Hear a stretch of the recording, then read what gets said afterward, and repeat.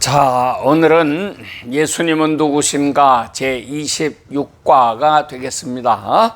히브리서 1장에 나타나는 그대로 예수님은 하나님의 본체의 형상이라 이렇게 말씀을 하시는데, 하나님의 본체의 형상, 이것도 2시간에 나누어서 설명을 하겠습니다.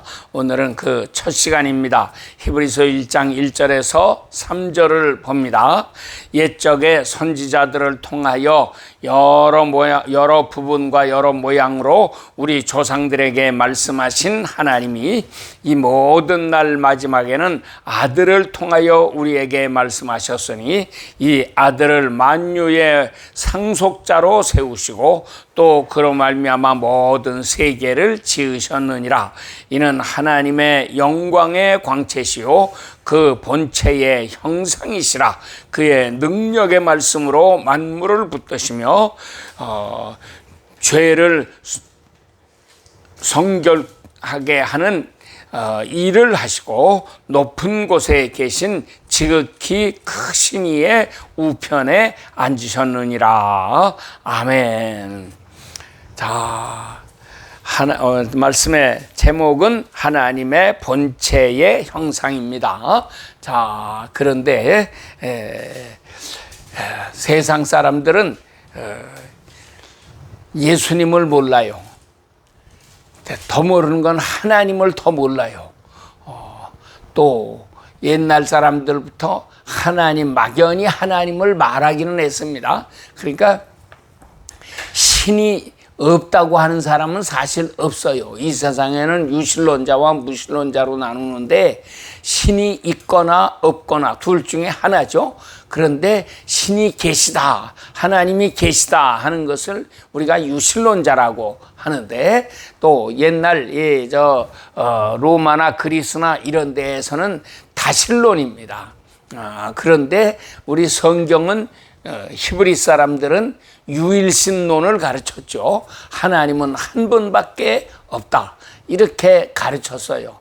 그런데 사람들이 하나님을 만나보지를 못했으니까, 하나님을 자기 눈으로 본 것도 아니고 하나님과 악수를 해본 일도 없는 것이고 하나님의 음성을 들어본 일도 없는 것이고, 그저 막연하게 하나님이 계실 것이다 이런 생각만 가지고 쭉 이렇게 살았단 말이에요. 이렇게 살아왔었는데, 하나님께서 보실 때에도 인간들이 답답한 거예요. 하나님을 모르니까 결국 무슨 짓을 하느냐? 인간들은 우상을 만들어 놓고 이것이 하나님이다. 심지어는 광야에서 모세가 잠깐 하나님의 말씀을 받기 위해서, 계명을 받기 위해서 시내 산에 올라갔을 때에 40일 동안 모세가 빨리 내려오지 않고 있으니까 아래에서는 무슨 일들이 일어났습니까? 아론을 중심으로 해가지고 백성들이 막 아우성을 치죠. 모세는 어디 갔느냐? 하나님을 우리가 만들어내라. 이래가지고 아론이 백성들에게 너희들 금 가진 거 있으면 다 내놔라. 그랬더니만 금들을 참 이런 건 아낌없이 잘 바치죠. 이렇게 바쳐가지고 금을 녹여서 결국 송아지를 만들었습니다. 금 송아지를 만들어서 갖다 세워놓고는 이것이 애굽에서부터 우리를 여기까지 인도한 신이다, 이렇게 선전을 했어요. 그래서 그 앞에서 춤추고 놀고 그 앞에다가 제사 드리고 그러면서 이 신이 우리를 이제 보호해 줄 거다, 우리를 인도해 줄 거다, 이렇게 말을 했어요. 그러니까 그 사람들은 하나님의 능력으로 하나님의 큰 구원을 체험하고 이렇게 광야에까지 나오긴 했지만, 그래도 자기들을 만드신 하나님은 알지 못하고 여전히 무슨 짓을 합니까? 자기들이 만들어 놓은 신을 가지고 이것이 우리를 만드신 하나님이다 그러고 거꾸로 이 생각하는 거, 행동하는 거, 모든 것이 이렇게 거꾸로 되어 있습니다. 이것이 옛날 이스라엘 사람들만 그런 게 아니고 오늘날의 이 세상 사람들도 다 마찬가지라고 하는 것입니다. 그래서 이 사람들은 자기들이 신을 만들어 놓고 그것을 가지고 우리의 신이다. 이 신이, 이 금송아지가 우리를 애굽 땅에서부터 여기까지 인도해냈다. 또 앞으로 하나님이 약속하신 저 가나안 땅, 젖과 꿀이 흐르는 땅에 우리를 인도해 줄 것이다. 이렇게 믿고 막 춤을 추면서 신을 찬양하고 그러고 있었단 말이죠. 자, 이것이 예나 지금이나 똑같아서 오늘날 과학 문명이 최고로 발달하고 인간의 지식이 옛날과는 비교도 할 수 없도록 놀랍게 발달한 이 시대에 있어서도 인간들은 여전히 이렇게 우상에 빠져 있고 거짓에 속아 넘어가고 있고, 그래서 자기가 신을 만들어 놓고 이것을 가지고 우리를 만드신 신이다, 우리를 인도한 신이다, 우리를 구원한 신이다, 이렇게 하면서 헛된 망상 속에서 잘못된 신앙을 가지고 있다고 하는 것입니다. 그래서 하나님께서 이렇게 보실 때에 얼마나 이게 답답하셨겠어요. 얼마나 분노가 치밀어 오르셨겠습니까? 그런데 하나님은 이 백성들에게 진노하시지 아니하시고 이 백성들이 하나님을 바르게 알 수 있도록 계획을 세우시고 역사하시는데, 하나님의 방법은 무엇이었느냐? 하나님이 사람의 몸을 입고 이 세상에 태어나서 하나님을 보여주는 방법, 이런 방법을 쓰셨어요. 그래서 예수님은 하나님이 사람의 몸을 입고 이 땅에 오셨다. 그래서 우리가 어려운 한자 말로 성육신, 육신을 이루셨다, 육신이 되셨다, 이제 이렇게 말을 하고요. 또는 조금 어려운 말로 하면 도성인신, 도가, 하나님의 도가 성 이루었다, 인신 사람의 몸을 이루었다, 이렇게도 가르치기도 합니다. 여하간 그분이 예수님이신데, 이 예수님을 히브리서 1장 시작하면서 뭐라고 말씀합니까? 옛날에 하나님께서는 선지자들을 통해서 여러 모양과 여러 부분으로 말씀을 하셨다. 그래서 무엇을 말씀하셨습니까? 하나님이 계시되는 것, 첫째 하나님이 계시되는 것 말씀했고요. 그래서 하나님 잘 섬겨야 한다는 거 가르쳤고, 그 다음에는 하나님께서 너희에게 이렇게 하라고 말씀하신다. 하나님의 뜻이 무엇이다, 이것을 열심히 가르쳤습니다. 그러나 과거에 이스라엘 백성들은 그 말씀을 듣긴 들어도 믿지 않았고, 오히려 선지자들을 다 돌로 쳐 죽이는 이런 악한 짓을 하고야 말았던 것입니다. 자, 이런 세상 속에 하나님께서 또다시 마지막으로 이렇게 행하신 일은 하나님이 친히 사람의 몸을 입고 오신다고 하는 거예요. 과거에는 선지자들을 통해서 역사하셨지만 선지자들을 통해서 하신 역사는 사실상 다 실패한 것이죠. 하나님의 말씀이 기록으로 해서 성경으로 이렇게 남아서 전해져 내려오기는 했지만, 그러나 백성들을 돌이키고 완전하게 만드는 그 일은 이루지 못한 것입니다. 자, 그래서 우리 히브리서는 첫째는 이제 여러 종류의 인물들과 예수님을 이렇게 비교하면서 예수님이 얼마나 위대하신 분인가 하는 것을 설명하는데, 제일 첫째로 등장하는 게 1절에 나타납니다. 옛적에 하나님께서 선지자들을 통해서 여러 모양과 여러 부분으로 이렇게 자기를 나타내셨다. 그러니까는 첫째는 선지자들을 통해서 하셨는데 그걸로는 완성이 못됐다.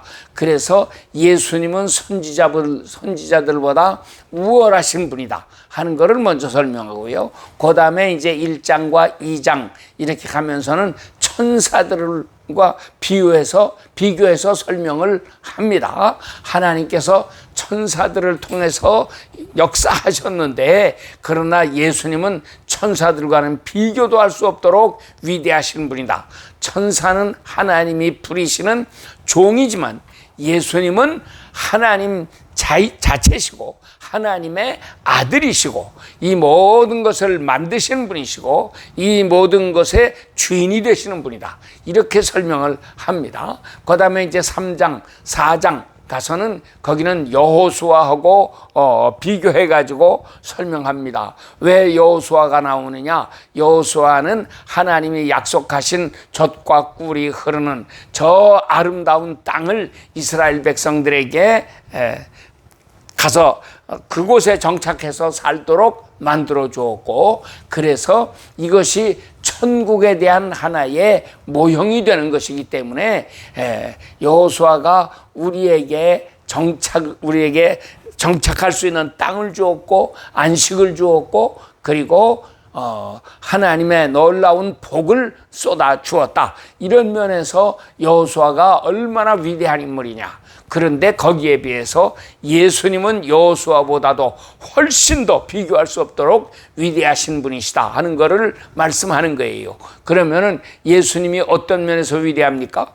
여호수아는 육신의 안식을 주는 거기에서 끝냈지만 사실 그 땅에 들어가긴 들어갔어도 이스라엘 백성들이 용기도 없고 믿음도 없고 이래서 결국 그 땅에서도 나중에는 다 멸망하게 됩니다. 그런데 예수님은 우리에게 이 지상에 있는 그런 땅을, 안식할 땅을 주신 게 아니고 하늘에 있는 영원한 땅을 우리에게 주셨다. 그런 면에서 위대하다고 말씀을 하는 거죠.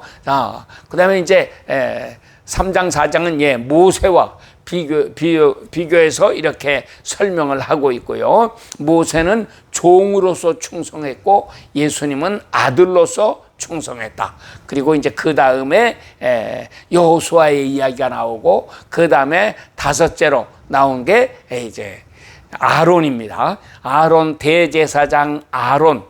이 아론으로 말미암아 우리가 속죄의 길이 열리고 하나님 앞에 나아갈 수 있게 되었다. 그런데 예수님께서 오셔서 우리에게 완전한 속죄를 이루어 주셨다. 이 아론에 대한 설명이 히브리서에 이렇게 5장부터 쭉 계속해 나가는데 그 7장에 가면은 멜기세덱을 등장시키고요. 그 멜기세덱이라고 하는 제사장이 등장합니다. 이렇게 하고서 그 다음에 이제 8장, 9장, 10장 계속 가면서 주로 중점적으로 다루고 있는 것이 속죄에 대한 이야기입니다. 그래서 히브리서는 다른 모든 거 이렇게 설명하지만 중점적으로 다루는 것은 속죄의 제사, 예수 그리스도의 속죄의 제사다 하는 거예요. 그런데 오늘 우리가 같이 공부해야 될 과제는 예수님은 하나님의 본체의 형상이시다 하는 겁니다. 그러면서 첫째로 생각할 것은 하나님이 과연 계시냐 안 계시냐 이런 문제예요. 그런데 이 성경 세상 사람들은 무신론자가 물론 많이 있지만 그러나 무신론자들은 하나님이 안 계시다는 것을 증명해봐라 그러면은 아마 증명 못하죠. 누구도 그거는 증명을 할 수가 없습니다. 그 사람들은 우리 믿는 사람들에게 찾아와서 하나님 계시다는 것을 증명해봐라 이렇게 말하지만 우리는 반대로 그러면 하나님이 안 계시다는 것을 너희가 증명할 수가 있겠느냐 하고 물으면 그들은 찍소리도 못하게 되어 있습니다. 왜? 하나님이 계시다고 하는 것을 증명하는 것은 옛날부터 많은 학자들이 연구를 많이 했어요. 그래서 그 중요한 거 몇 가지만 간단하게 소개하면 첫째는 존재론적인 증명이라고 하는 거죠. 그래서 하나님이 계시다. 이게 우리가 그 존재하고 무언가가 존재하고 있기 때문에 우리가 그런 거에 대해서 생각을 하는 거고 거기에 이름을 붙이는 거고 그것을 연구하는 거고 다 이렇게 되는 것입니다. 존재하지 않는 거라면 우리는 아예 연구의 대상도 되지 아니하고 논의의 대상도 되지 않는다는 얘기죠. 자, 둘째로는 이제 목적론적 논증을 말하는 거예요. 그래서 이 우주는 놀라운 질서를 가지고 이렇게 운행되고 있는데 이 우주의 목적이 무엇일까? 또 이 세상에 존재하는 모든 것은 다 목적을 가지고 있다. 그래서 그 목적이 무엇이냐 하는 것을 우리가 연구해 나가는 것입니다. 그래서 하나님은 이런 목적을 두신 분, 이 세상 만물에 어떤 목적을 분명히 두셨다. 그래서 우리 사람도 우리가 존재한다. 하나님께서 나를 세상에 존재하도록 만드셨는데 하나님의 목적이 무엇일까?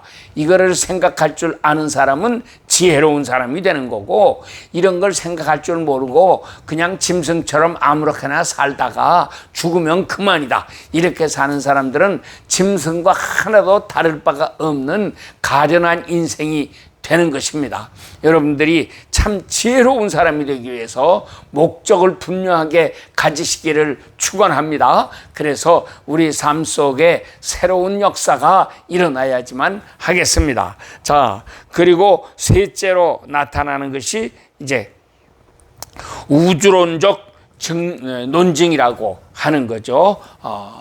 그래서 이 우주를 우리가 깊이 연구해 보면 연구해 볼수록 사람은 참 놀라지 않을 수가 없게 되죠. 그래서 일반적으로 천문학자들 가운데에는 예수님을 믿는 사람들이 많이 있다고 합니다.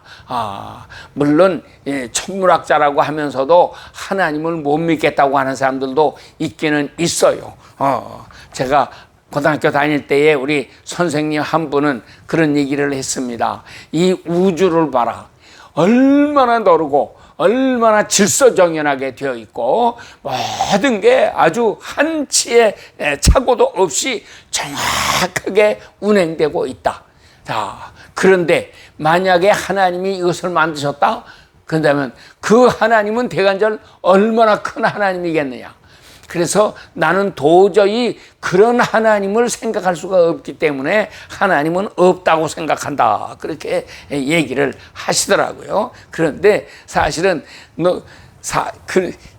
너무너무나 크신 그 역사를 우리가 바라보면서 그러기 때문에 하나님이 얼마나 놀라우신 분이냐, 이렇게 결론을 내려야 되고, 그래서 그 하나님을 나는 섬긴다.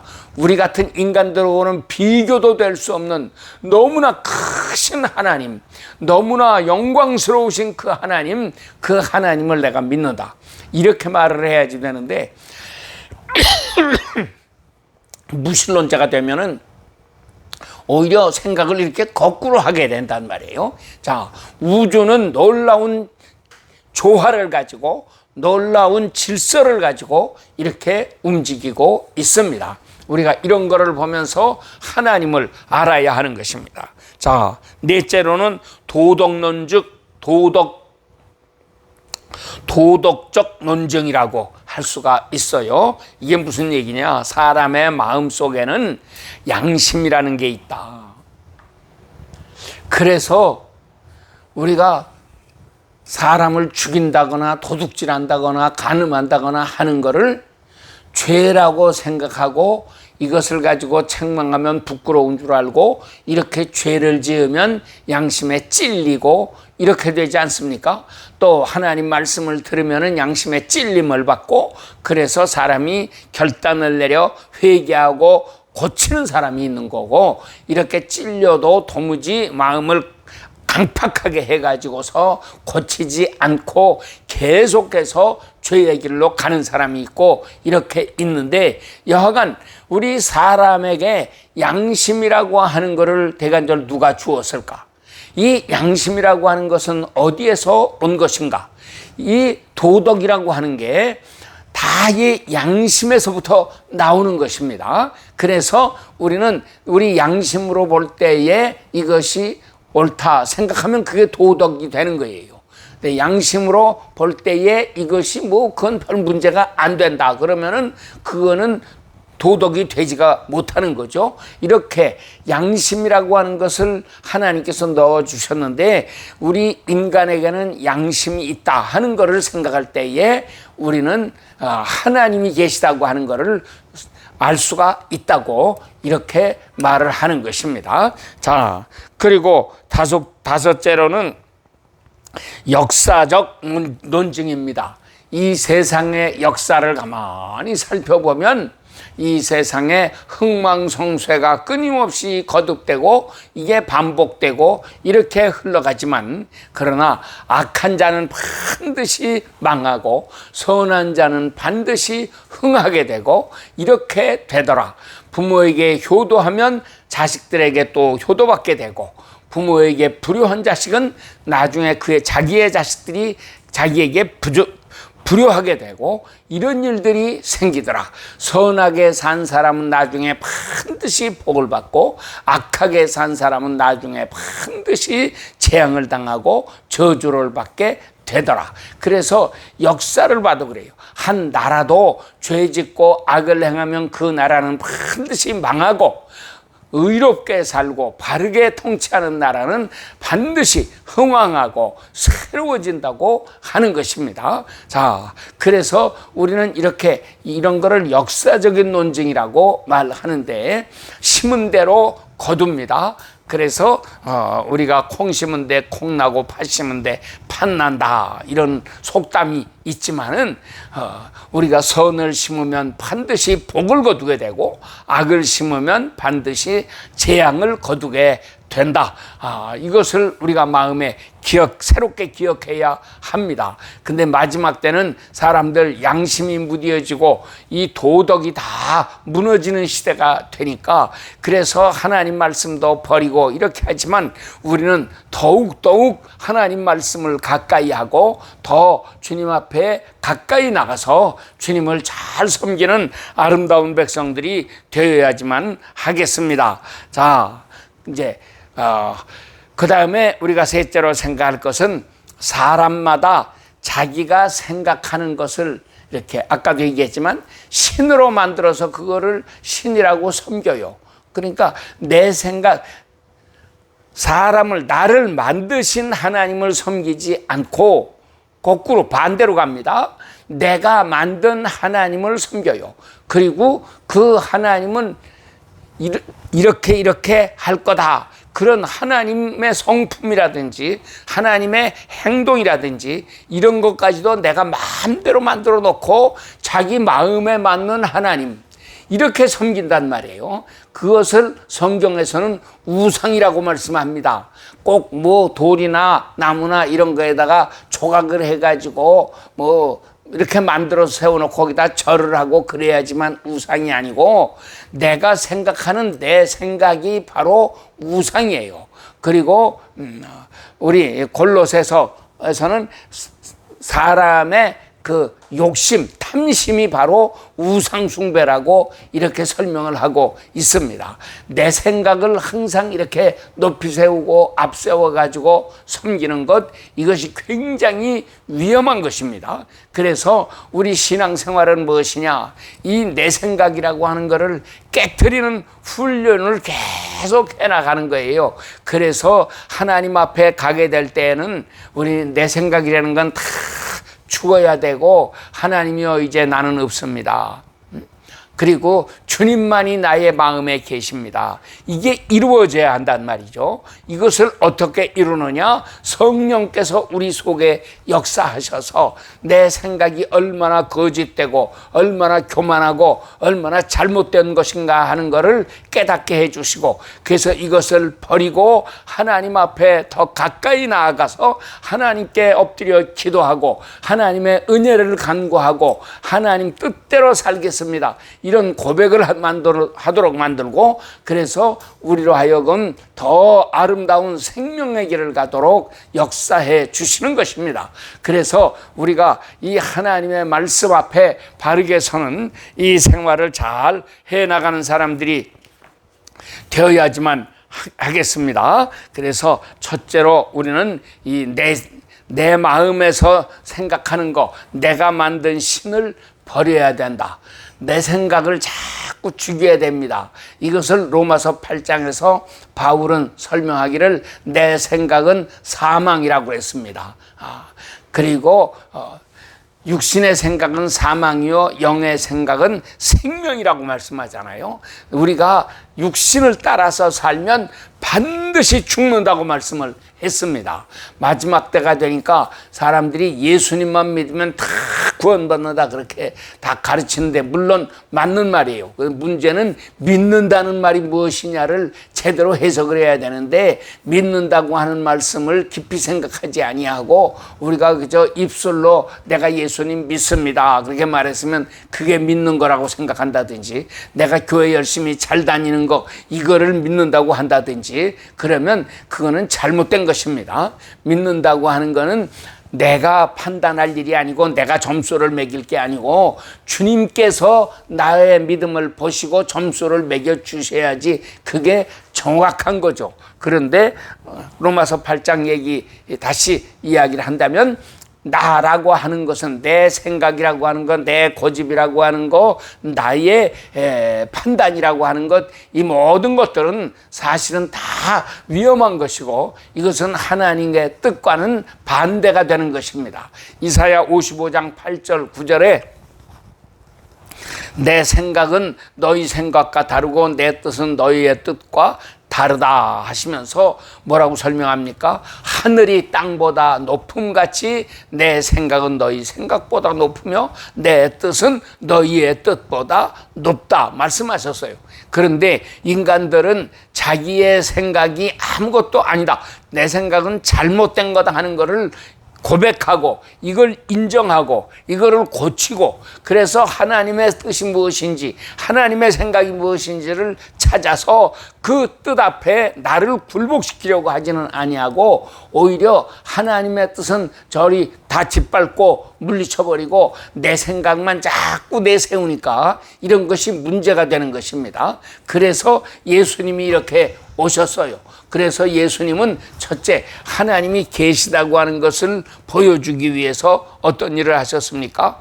죽은 자를 살린다, 병자를 고치고 죽은 자를 살리고 뭐 소경의 눈을 뜨게 하고 안진뱅이를 일으키고 봉어리로 말하게 하고 이런 일들 많이 하셨는데 그 가운데 예수님은 복음을 전하셨다. 하나님이 우리와 함께 하신다고 하는 것을 우리로 깨닫게 만드시는 그리고 실제로 함께 해 주시는 이 역사를 우리에게 일으켜 주신 것입니다. 그것이 첫째고 둘째로 첫째는 하나님의 존재 증명을 해야 되는 거고요. 둘째는 하나님의 성품을 우리가 알아서 내 성품이 하나님의 성품으로 변화될 수 있도록 하나님의 성품과 같이 바뀌어 나가야지만 되는 것입니다.